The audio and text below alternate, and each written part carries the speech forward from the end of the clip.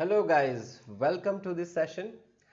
This is my first data interpretation daily practice problem sheet and I hope all of you will enjoy watching the questions and solving those questions. तो ऐसे बहुत सारे daily practice problem sheets आपको मिलने वाले हैं. सारे sheets, सारे daily practice problems के जो videos है, you will get it on this tinyurl.com/akash pahurkar. ये अगर आप टाइप करोगे आपके ब्राउज़र में तो एक गूगल शीट ओपन होगा तो वहाँ पे सारे शीट्स आपको मिल जाएंगे, सारे वीडियोस आपको मिलेंगे जो भी मैं मेरे चैनल पे डालने वाला हूँ.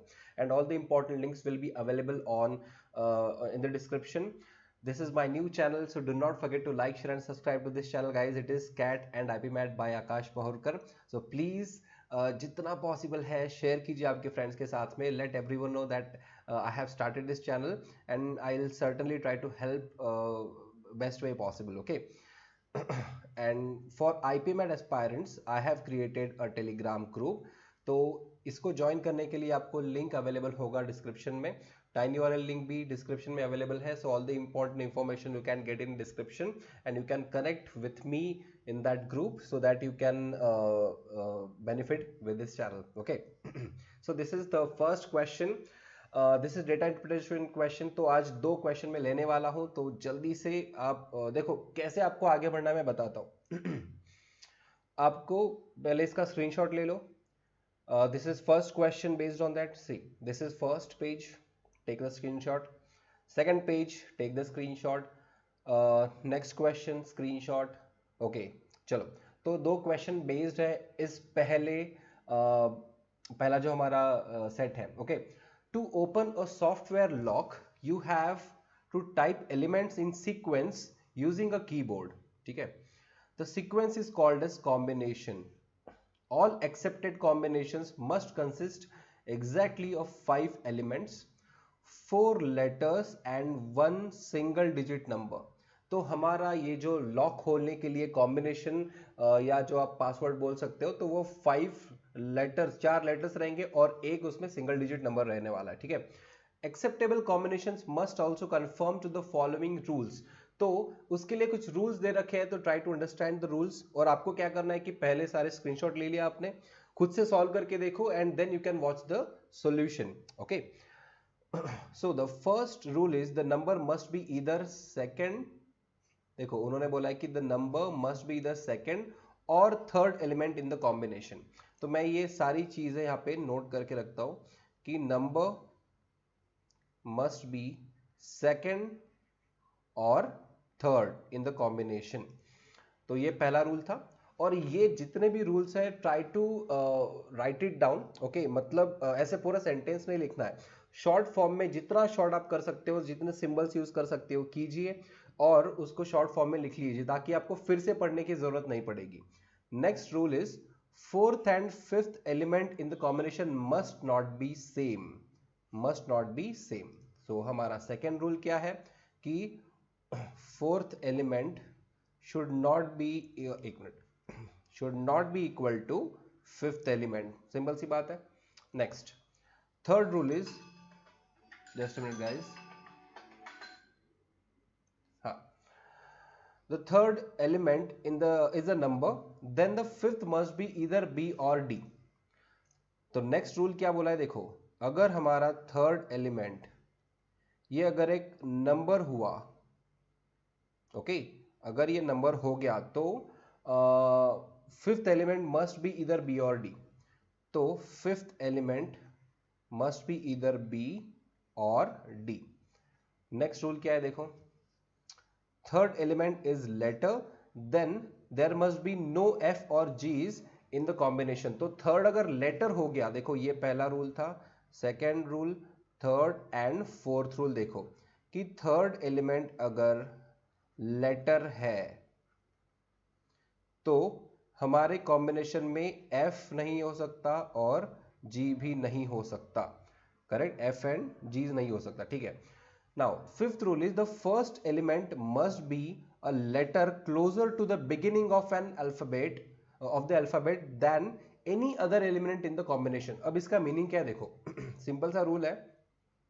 फिफ्थ रूल ये है कि जो पहला वाला लेटर है, सबसे पहला लेटर, फॉर एग्जाम्पल अगर ये C है तो कहीं पे भी आगे जो 4 प्लेसेस बची है वहां पे ए या बी नहीं आ सकता, और ऑब्वियसली सी तो फिर से नहीं आ सकता, रिपीट नहीं है, वहां पे ए या बी नहीं आ सकता। मतलब अल्फाबेट का जो स्टार्टिंग है सबसे क्लोजेस्ट कौन सा होना चाहिए, जो पहला लेटर है वो ही सबसे क्लोजेस्ट होना चाहिए। फॉर एग्जाम्पल यहाँ पे अगर ई है तो यहाँ पे चारों प्लेसेस पे कहीं पे भी ए बी सी या डी ये चारों में से कोई नहीं आ सकता, उसके आगे वाले ही लेटर्स एक्सेप्टेबल होंगे बाकी चारों प्लेसेस पे।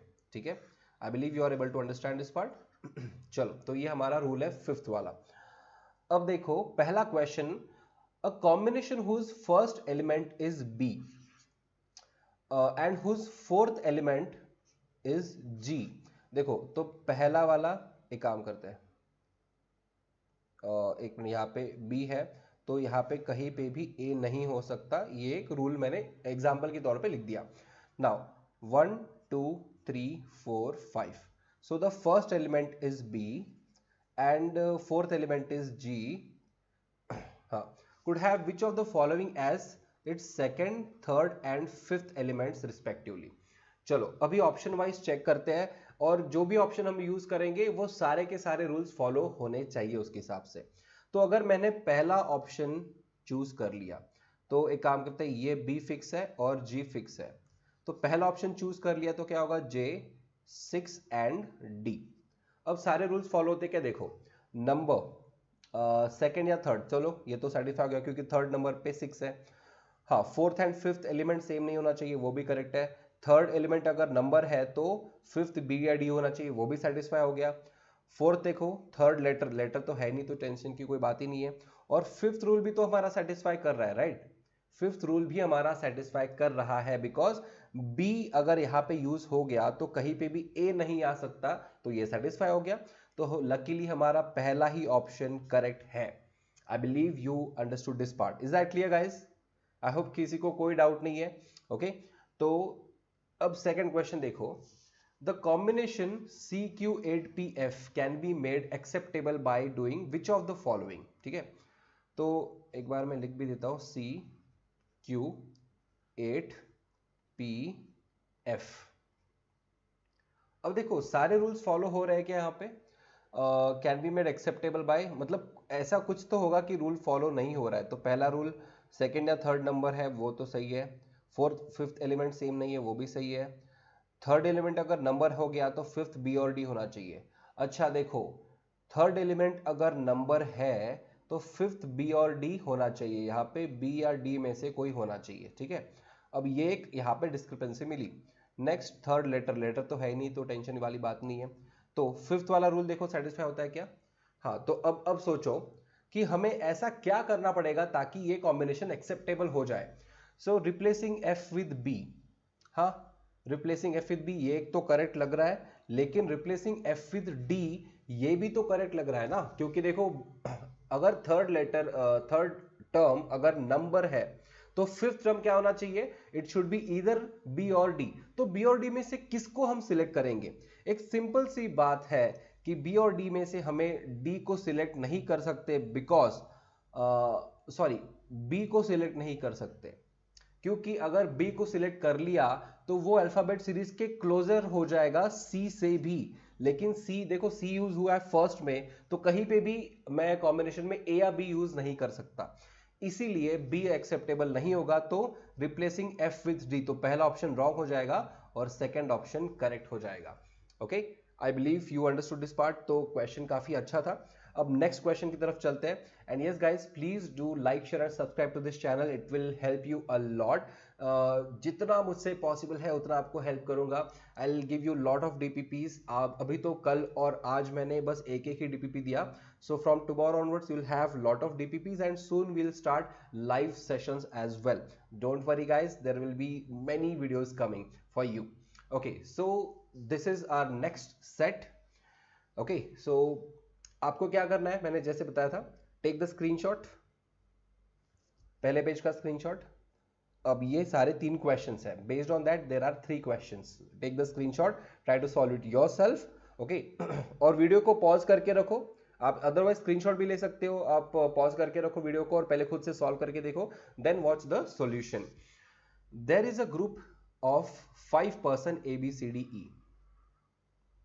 One of them is singer, one is dancer, painter, teacher and doctor.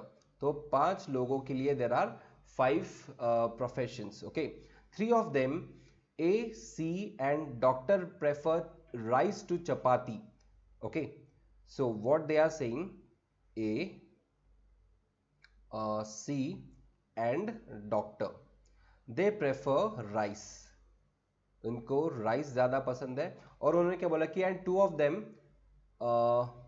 हाँ, B and painter prefer chapati to rice. Okay, so B and painter, तो ये जो 2 लोग हैं ये क्या प्रेफर करते हैं, चपाती. ओके, आपको कॉम्बिनेशन बना लेना है पहले, अब अदरवाइज आप मेरे साथ साथ भी सॉल्व कर सकते हो. Next, the teacher D and A are friends to one another, but 2 of these prefer chapati. Okay, देखो 3 लोग हैं, टीचर, D and A, ये क्या प्रेफर कर रहे हैं, चपाती. अब एक सिंपल सी बात बताओ, A जो है ये वाला चपाती वाला तो हो ही नहीं सकता क्योंकि A ऑलरेडी राइस के लाइन में है. अब टीचर जो है, हाँ अच्छा, are friends to another but 2 of them, अच्छा 2 of these prefer chapati to rice, मतलब टीचर एंड डी ये दोनों भी बंदे चपाती प्रेफर करते हैं, राइट. अब एक बात बताओ, ये टीचर कौन होगा, ऑब्वियसली बी जो है वो टीचर होना चाहिए. यहां पे मैंने टीचर लिख दिया, बी जो है वो टीचर होना चाहिए. और पेंटर जो है वो कौन होगा, डी. पेंटर जो है वो होगा डी. तो चलो हमें बी इज टीचर पता चल गया, पेंटर डी है ये पता चल गया. और आगे क्या बोला है कि सिंगर इज सीज ब्रदर, जो सिंगर है वो सी का ब्रदर है, मतलब सी इज नॉट द सिंगर, ये पता चल गया. तो सिंगर कौन होना चाहिए, ऑब्वियसली ए. ओके, तो ए इज सिंगर, ये हमें पता चल चुका है. और डॉक्टर, देखो एक ही पर्सन बचा है, देखो ए भी चला गया, बी सी डी, ई होना चाहिए डॉक्टर. तो डॉक्टर कौन है, ई. और सी के लिए एक ही प्रोफेशन बचा है, कौन सा, देखो सिंगर भी हो गया, सिंगर हो गया, dancer is remaining. So dancer हमें यहां पे रखना पड़ेगा. मतलब देखो सबके प्रोफेशन पता चल चुके हैं. Now based on this we can easily solve the question within 1 minute. तो हु इज डांसर, डांसर कौन है, सी. तो यहां पे हमारा सी आंसर है.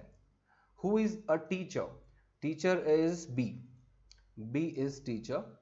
And who is the singer, singer तो अपना ए है, right. So A is the singer. So I hope guys you understood both the sets, both the questions. आपको सब कुछ समझ में आ चुका है. तो वैसे बहुत सारे आपके लिए DPPs आएंगे, रोज आपके लिए क्वांट्स का, लॉजिकल रीजनिंग का, डेटा इंटरप्रिटेशन का DPP आएगा, राइट. कल और आज मैंने एक DPP अपलोड किया है. आई होप सबको पसंद आया होगा. और अगर आपको कुछ अलग चाहिए या कुछ आपके दिमाग में आइडियाज है, आप मुझे वहां पे बता सकते हो, चैट बॉक्स में बता सकते हो, टेलीग्राम ग्रुप में आप मुझे बता सकते हो. Okay, whatever opinions you have. But I hope कि सब लोगों को ये पसंद आएगा. There will be lot of DPPs coming every day, maybe 4 to 5 6 maybe DPPs I upload. 2 DPP होंगे क्वांट्स के लिए, 2 DPP logical reasoning, 2 DPP data interpretation पे ही होंगे, राइट.